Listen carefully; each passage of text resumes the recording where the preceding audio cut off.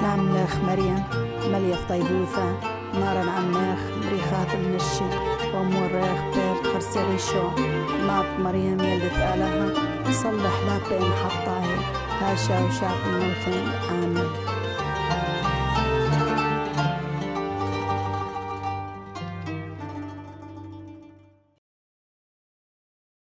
Soy Padre Vasyl Boyko, que veniendo de Ucrania, aquí a Valencia, como hay muchos... My name is Father Vasyl Boyko. I come from the Ukraine and I am here in Valencia because there are many of our immigrants who have gathered here in the city of Valencia. Upon finishing my studies in Rome, my bishop sent me here to Valencia in response to a request made by the former Cardinal of Valencia, Agustin Garcia Gasco. I am here taking care of the Ukrainian community 2 years now. When I came here, well, the people, when we left the Ukraine, they thought that we were going to be here for 1 or 2 years, or maybe 3 years. Everyone said at the beginning we're going to return very soon. Yet the people, as their children are born here, the children are born here and they don't really have the mentality of the Ukrainians. They have a more Spanish mentality.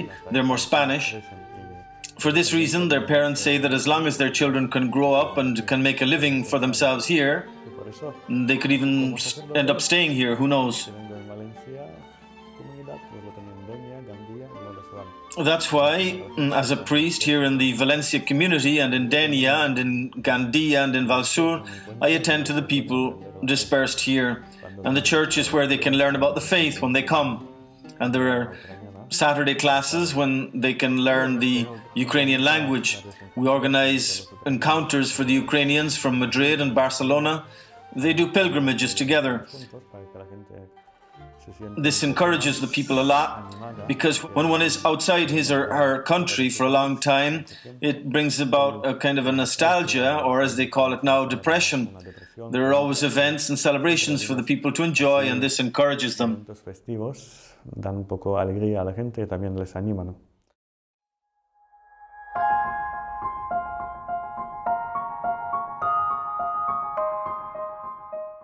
Ucrania es país de centro de Europa, que es muy grande. The Ukraine is a country in the center of Europe. It is very large. It has a population of almost 46 million people. Now, with the war, the Ukraine has lost part of its territory. It is somewhat smaller, yet it is still quite large. The people are of Slavic origin, and we have the Orthodox faith and the Catholic faith as well in some areas. The Ukrainian culture is quite complicated because a large area borders Russia. And then there is the Muslim culture that is mainly in Crimea. Crimea now has been annexed to Russia, and we share borders with Poland and other neighboring European countries. So it is very diverse. Así que está bastante diversa.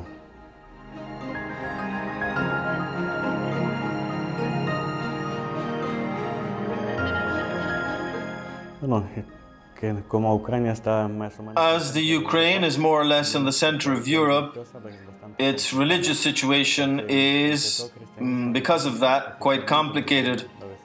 Christianity began in the Ukraine in the year 988 with King Vladimir, who Christianized the Ukraine, bringing Christianity from Constantinople.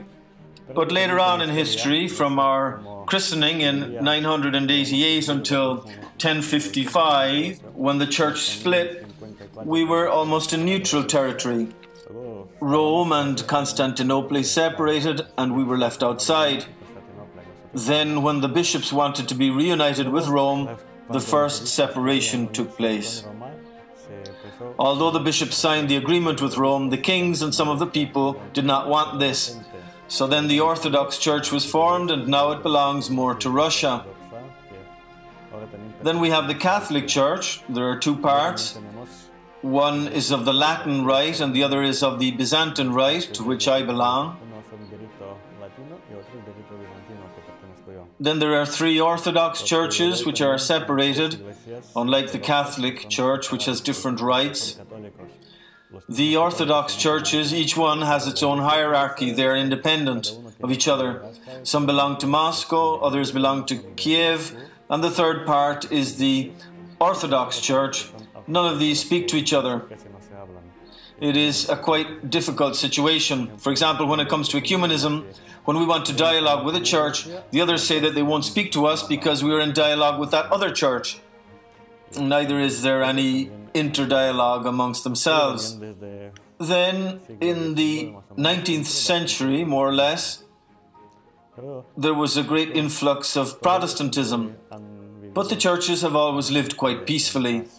There have been only some conflicts, and these were more to do with inheritance issues after communism than with internal conflicts.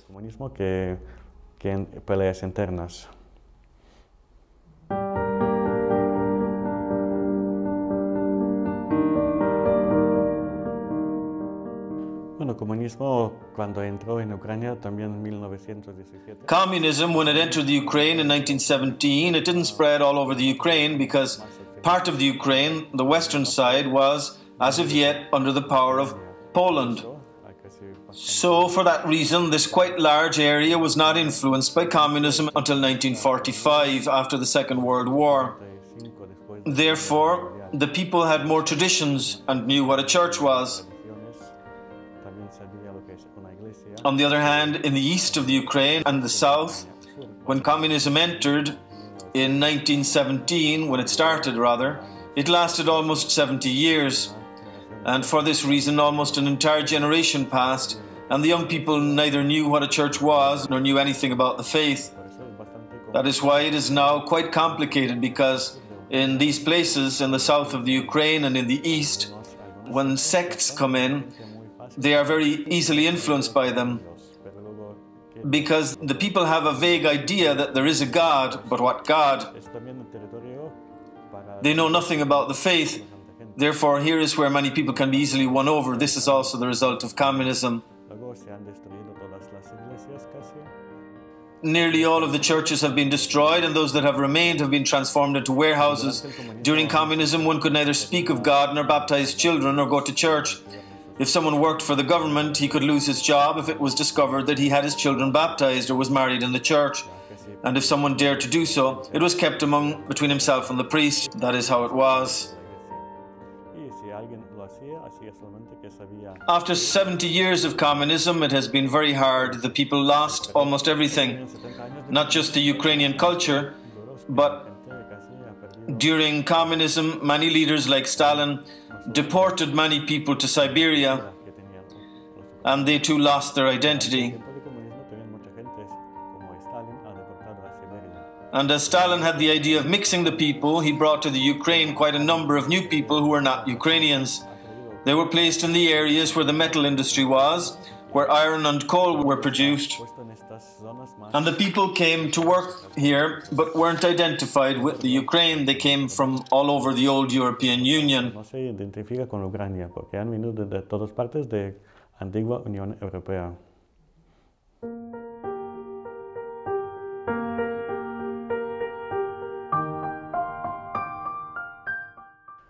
Bueno, como he dicho antes, que la Ucrania está casi en el centro de Europa y también estamos. As I said before, the Ukraine is in the center of Europe and quite close to Russia. And as we are on the border of Europe and Russia, Europe does not want Russia to get too close to Poland. We are in the middle. And Russia does not want Europe to come close to its borders. And this is why there are disputes over land between Europe and Russia. What are the limits for Europe and Russia? I mean, for example, if someone hears about the war in the Ukraine and thinks that it is a conflict throughout the entire country, or that almost half of the Ukraine is in this conflict, that is not true. It is only in Donetsk and Luhansk where the conflict is taking place. And the rest of the country has freedom and peace. The military is restraining the conflict. When we speak about the conflict in the Ukraine, it is in two small yet densely populated provinces. We have almost 2 million refugees from Donbass and from Crimea, which is now annexed to Russia within the territory of the Ukraine. In the Ukraine, as there are not trustworthy politicians, the people are very confused. Some of them say that it is better to be joined to Europe, that it would be better for the country, for the people, for the culture. And other politicians say that if we are with Russia, we will have peace, a paradise, as in the times of the old European Union. But they deceive the people. The people remember how it was back then. Therefore, the situation is very complicated. In addition to this, because of our location, we form part of the North American and Russia conflict. They argue in the NATO, National Atlantic Treaty Organization, as to where NATO should have its arms bases. As well as this, Russia knows that if it loses the Ukraine, NATO can place its missiles almost on the border of Russia, which is 500 or 80 kilometers away, depending where they would put them, from Moscow. For this reason, as the ambassador of Azerbaijan explained very clearly here in Valencia, when the Berlin Wall fell, the United States and Europe promised that NATO would not get any closer to Eastern Europe, but now they're in Romania, Poland, and Lithuania, everywhere. The Ukraine is the only part left, the only country left, so that's why the first thing that Putin did was to annex Crimea, because their ships can enter and it is easier to attack them. This has caused disputes between the two great superpowers, America and Russia, and again we're in the middle of them. That's why each side wants to influence us and get information and take us over. Also, the people of the West on this side of the Ukraine that are closer to Poland are always looking more towards Europe. People in the two provinces where there is war right now look more towards Russia. Therefore, the country is splitting. The first to defend the Ukraine were volunteers. They went out on the streets with Kalashnikov submachine guns and were confronted with tanks and so on. And that's why there is war. The children, if you ask a child on the street what's going on in the Ukraine, the child knows that it is war. Many children, for example, pray for their parents and they want them to return home. It is quite a ferocious war. It is not at all peaceful. It is not spoken of much here in the West.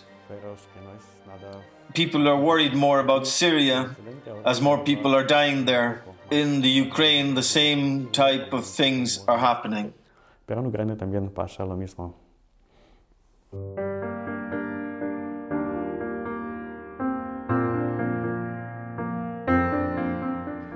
Ahora tenemos estas dos partes, Crimea, que está.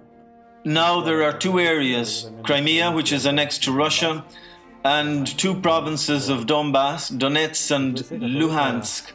The Catholic Church in Crimea, the Oriental Rite and the Latin Rite, had monasteries and churches there, houses where people celebrate their faith. But when the Russians came, for example, to Donetsk, our priests had to leave from Crimea as well. Russia demands that permissions be renewed every year. Some of our priests have even disappeared and some have returned after being tortured. They torture them because these Russians come with what they call the Russian peace. And they want the Ukraine to be, as they call it, their land. They say that it belongs to the Church of the Patriarch in Moscow. This Russian peace is against the West. They say that in the West there are no morals or faith or anything. They consider themselves the guardians of orthodoxy, and so they come to us with this Russian peace. The Catholics have to escape from there or they are persecuted. Also, in the beginning, a Protestant pastor and his family were discovered outside the city, buried. Some witnesses say they buried alive with their families because they said they were in a sect and they do not have to respect their lives.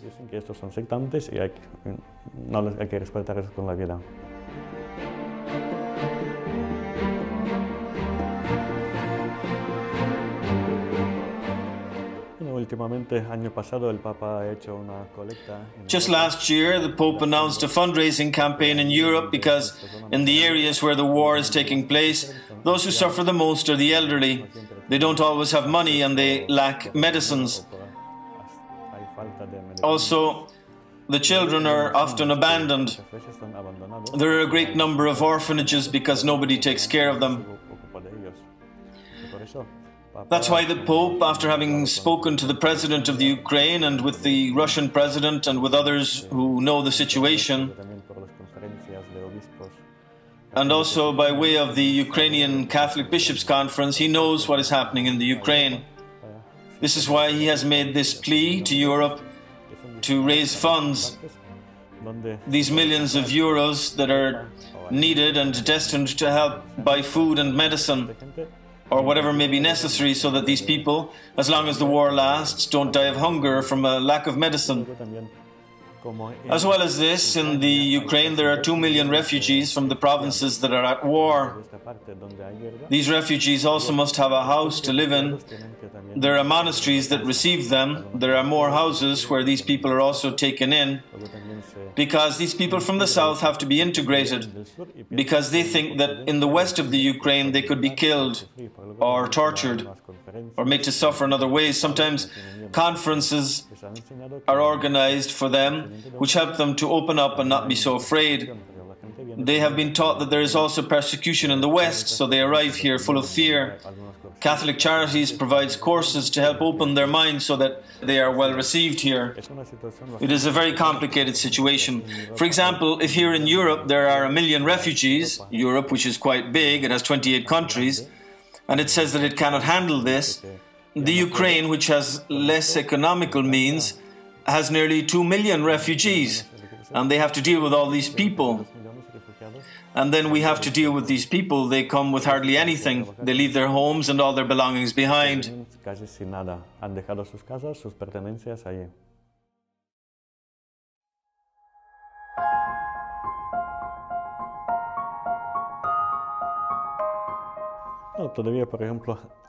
Concerning the people who came here from the Ukraine to work 15, nearly 20 years ago, I met a Franciscan priest who told me that before, when the Spanish went to France to earn money, he said to me, I admired these people when they came here because even when they earned money, they still remained in the church. When the Spanish went to France, after 1 month, they disappeared. He said, I was left with the church almost empty. But here, after 1-2 years, the church is still full. So it's an act of faith when someone has material goods and they still value their faith and their beliefs. There are always people that leave because money is more important for them or because they say there is no God, but the majority remains, living their faith, sustaining their faith. The same has happened in parts of the Ukraine. Now, with the war, the people have become quite poor, but almost all the churches gather clothing, sometimes food, and they share what they have. At times they have very little. There are many examples of the elderly and children bringing money and saying, this is all we can give. It can be used for the military or for these wounded people or for the orphans of the war. There are acts of faith like these that are admirable. Then there are some priests, nuns, monks who continue in these areas, living clandestinely. They come and go. Also in the Oriental Catholic Church in the Ukraine, the priests marry. They can marry. For example, there is one priest in Crimea and his family is always at risk. Just for being there, they could kill them. His children or wife could disappear at any time. This is very hard, and yet he continues there in Crimea because he knows that there are some people left and these few need the Mass and someone to tend to them spiritually.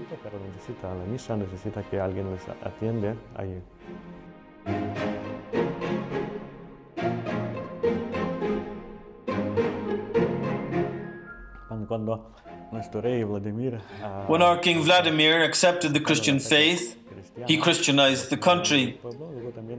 And his son Yaroslav had a church built there that still is standing to this day. It is almost 1,000 years old, Santa Sofia. It is also dedicated to Our Lady. There is a large image of Our Lady behind the altar that is called Orans. She protects the Ukrainian people.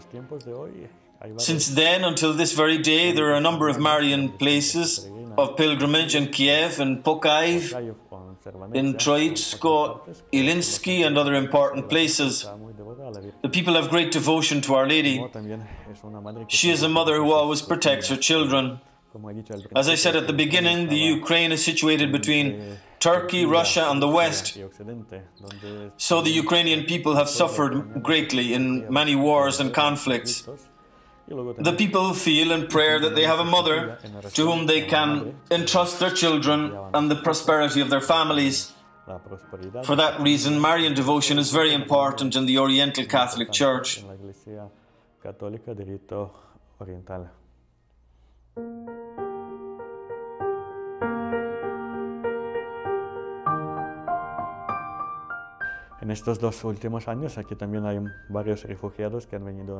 In these last 2 years, there have been a number of Ukrainian refugees who have not just taken refuge in other areas of the Ukraine, but have also come here to Spain.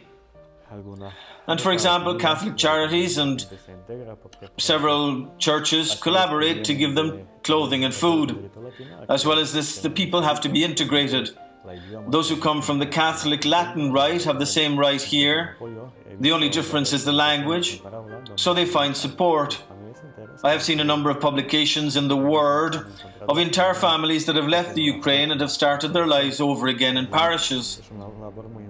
So it is very important the work the Church is doing here in Spain. And the others, if they are Orthodox or from the Oriental Catholic Rite, they feel, because they allow us to use churches where we can celebrate the liturgy, they see that the Catholic Church in Spain helps them also. For example, we accept their priests. And from Italy there are a number of Ukrainian nuns who come and help our priests in their pastoral work. The people know that Catholic Charities, it's not like they don't know where the money comes from. Many Catholic parishes give money to support them. They know that they will be attended to and that the doors are not shut to them. It is very important for the people who come here to find the doors open to them. This helps people to believe in the good that there is in the world, that there is not just wars and conflicts, that there are good people who are open and want to share.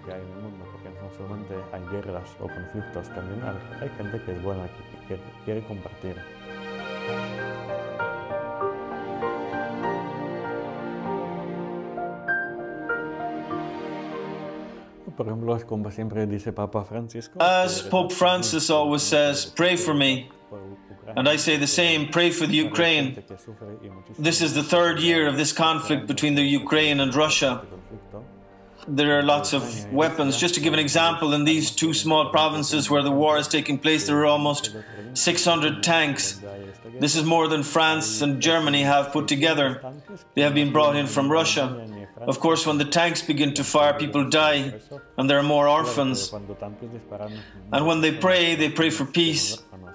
They ask God for peace. It is not only something that depends on the will of the people. God also has His ways and His say.